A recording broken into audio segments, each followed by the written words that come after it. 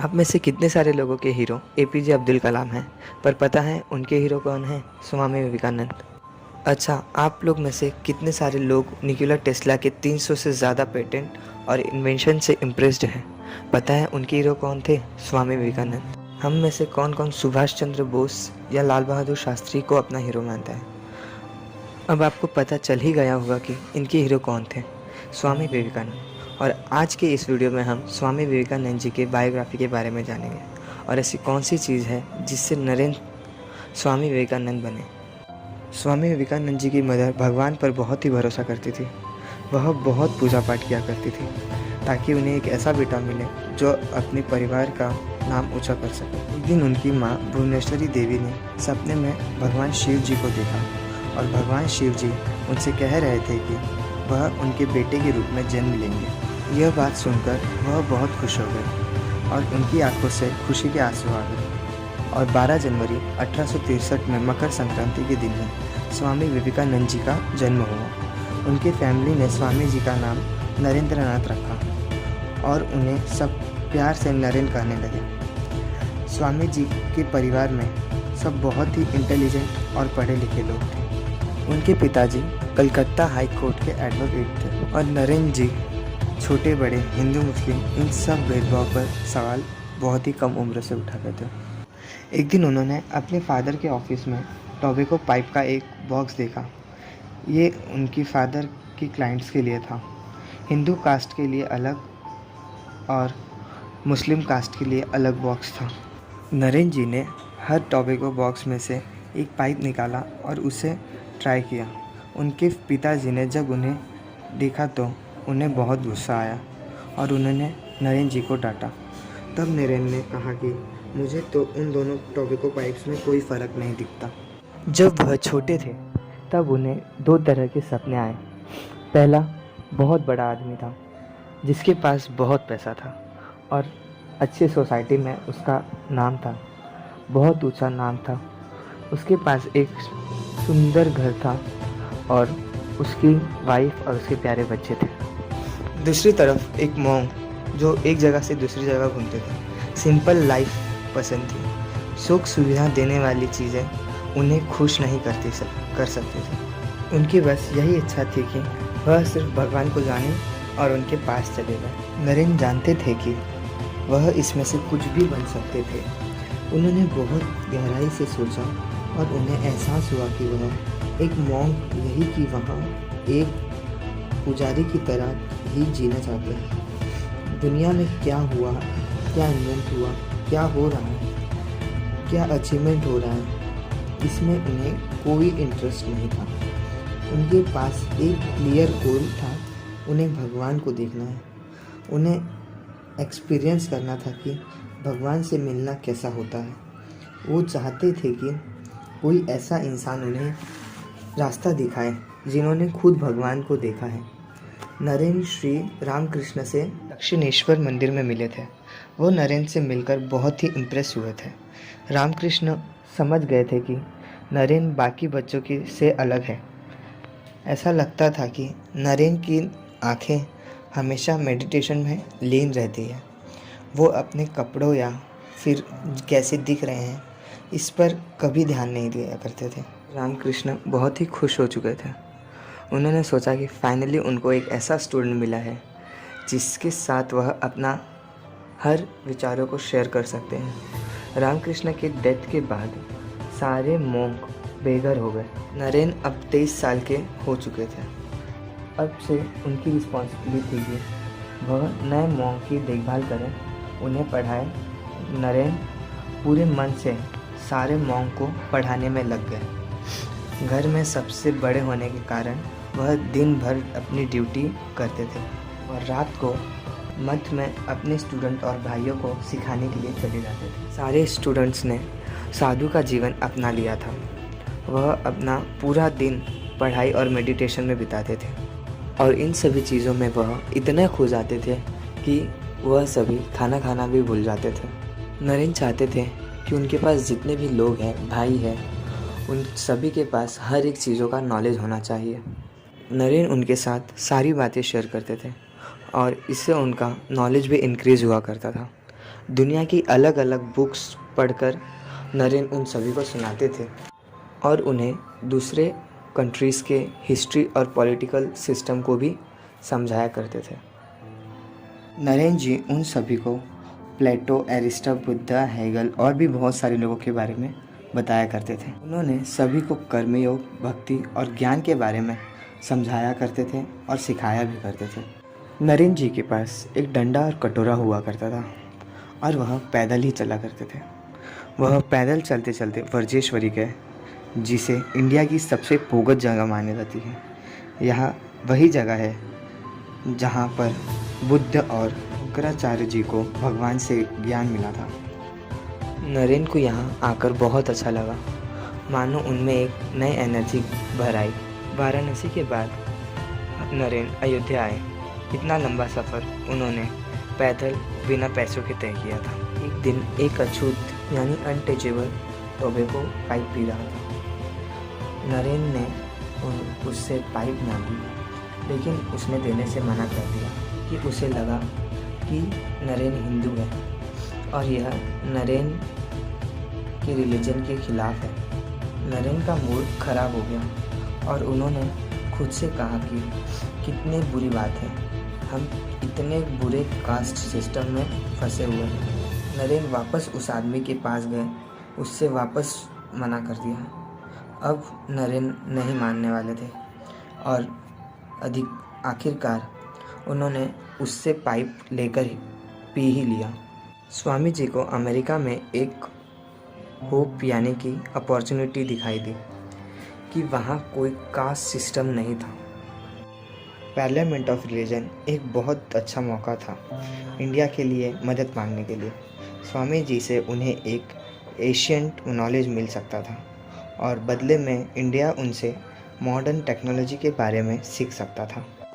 एक दिन नरेन जी को सपना आया कि उनके पुराने गुरु रामकृष्ण समुद्र की ओर जा रहे थे और उन्हें पीछे पीछे आने के लिए कह रहे थे और उनकी माँ शारदा देवी भी उन्हें बोल रही थी कि जाओ बेटा।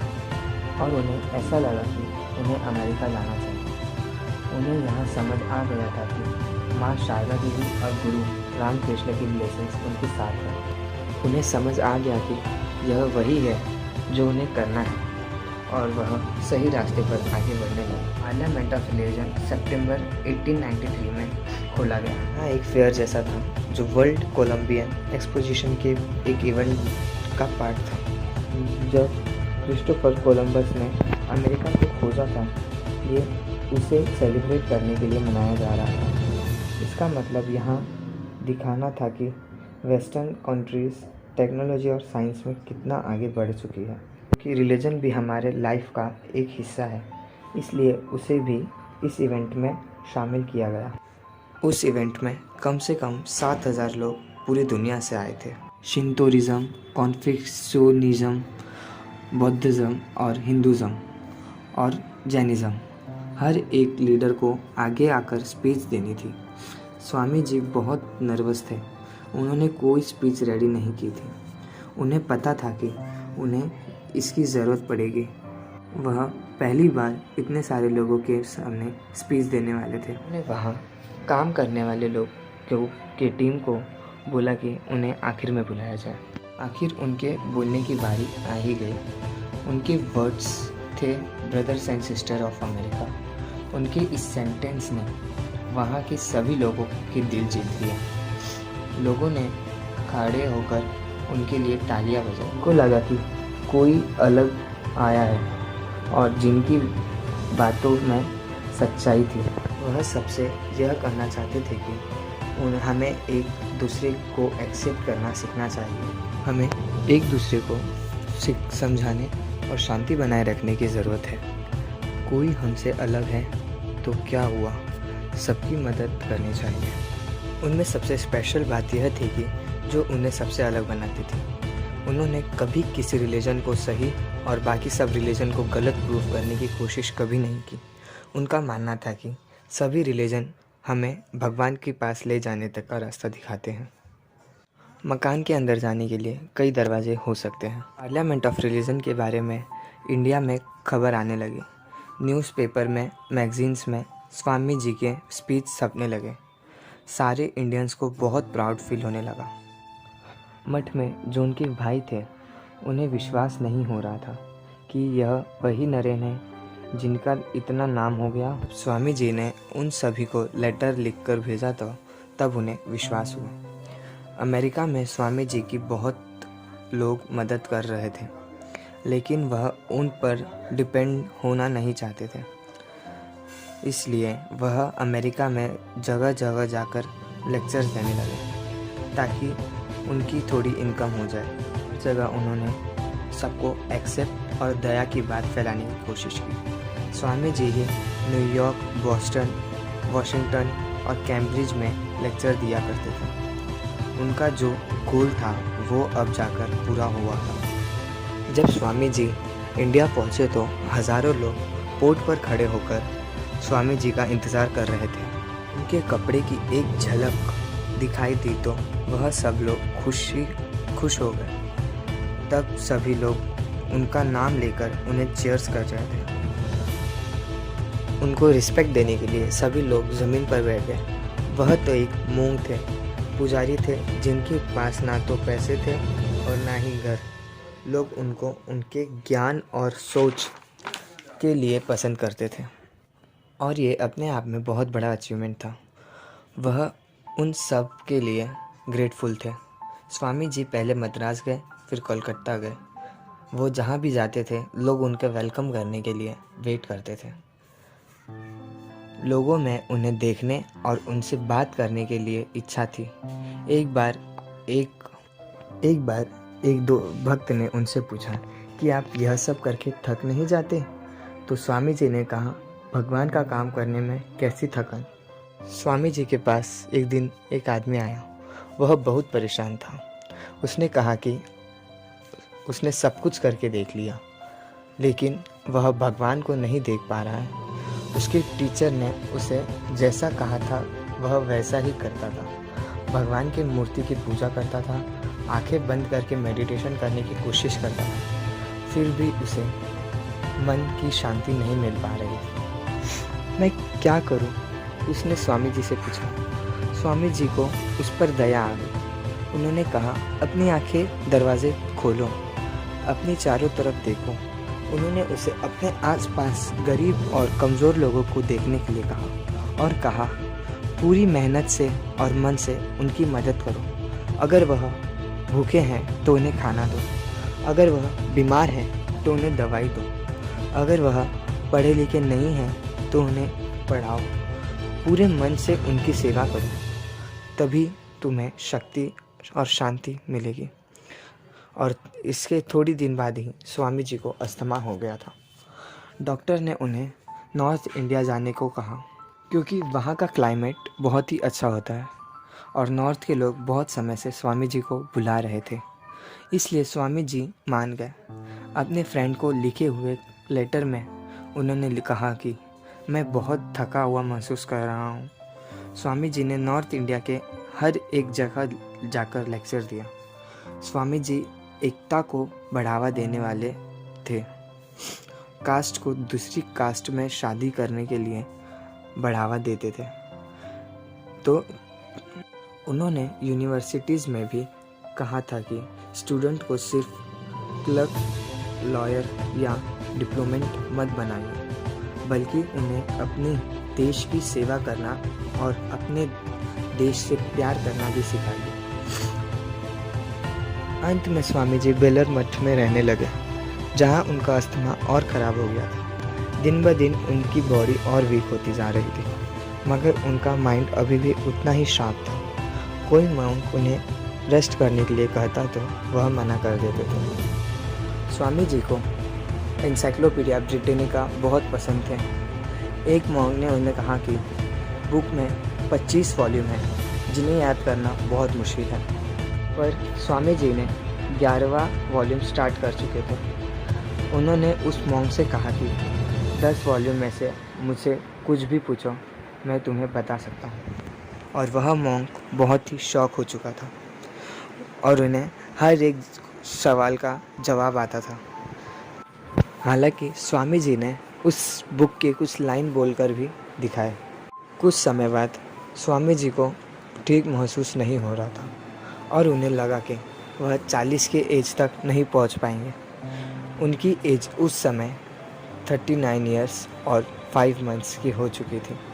उन्होंने पंचांग भी देखा कि उनकी डेथ कब होने वाली है। उन्होंने अपने सीनियर मॉन्क को बता दिया था कि वह अपना अंतिम संस्कार कहाँ पर चाहते हैं। वह उसी मठ के ग्राउंड में एक जगह थी, वहीं पे वह अपना अंतिम संस्कार करवाना चाहते थे। 4 जुलाई 1902 को शाम 7 बजे बेल बजी और स्वामी जी मेडिटेशन के लिए चले गए और उन्होंने अपने सेवक को कहा कि उन्हें 1 घंटे तक कोई डिस्टर्ब ना करें। उसके बाद स्वामी जी ने अपने सेवक को मदद करने के लिए बुलाया। वो रूम के सारे विंडोज़ को खुला कर दीजिए कहा गया ताकि फ्रेश हवा अंदर आ सके। स्वामी जी बेड पर लेट गए। उसके बाद सेवक ने सोचा कि वह सो गए हैं। वो वैसे के वैसे ही लेटे रहे। उनके चेहरे पर बहुत शांति थी। वह लंबी सांसें ले रहे थे। फिर रात 9 बजे उन्हें अपने शरीर को छोड़ दिया। स्वामी जी ने अपनी आवाज़ और सोच को गरीबों की मदद के लिए लगा दिया। वह पूरी दुनिया में घूमे और हर जगह उन्हें यही दिखाई दिया। उन्होंने अपने स्पेशल गिफ्ट को लोगों की सेवा करने में लगा दी। उनके इसी पक्के गोल ने उन्हें इतना सक्सेस बना दिया कि उनके इसी पक्के इरादे के कारण उन्हें यूरोप और अमेरिका में इतनी रिस्पेक्ट मिली। दोस्तों, इस वीडियो में हमने स्वामी विवेकानंद जी के बारे में देखा और जाना। इस वीडियो में हमने देखा कि वह कितने सच्चे, विश्वासी और दयालु थे। एक महान इंसान थे जिनकी जितनी तारीफ़ की जाए उतनी कम। उन्होंने प्यार, शांति बनाए रखना और एक दूसरे को एक्सेप्ट करने के लिए हमेशा जोर दिया। यह हमारी ड्यूटी है कि हम उन्हें हमेशा याद रखें। तो दोस्तों, अगर आपको स्वामी विवेकानंद जी के बारे में और भी लोगों को बताना है तो इस वीडियो को शेयर ज़रूर करें और रेड बटन को दबाकर हमारे चैनल को ज़रूर सब्सक्राइब करें और कमेंट करके हमें एनकरेज करें। वीडियो पसंद आने पर लाइक ज़रूर करें। Thanks for watching friends. Bye.